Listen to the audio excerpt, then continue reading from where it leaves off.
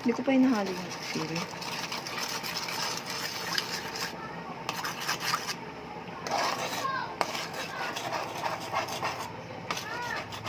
Halo ko na yung sili.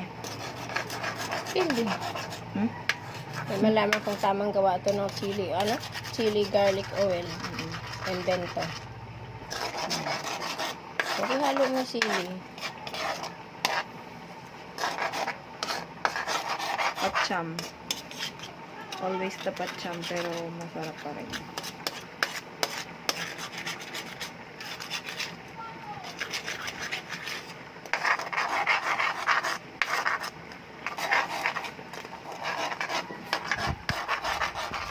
Ito nalulusaw yung oyster sauce. Hindi nga malaman kung yan tamang gawa ng chili garlic oil. Ayan, nalagyan mo na. Yung crispy garlic na pinalagay. Ay, kulang mantika mo. Lagyan mo, dagdagan mo yan. Okay, ayan na guys, ang patsyam namin na chili garlic oil. Invento lang yan kung paano. Ayaw niya tikman kung ano lasa, kung matamis, maalat, maanghang.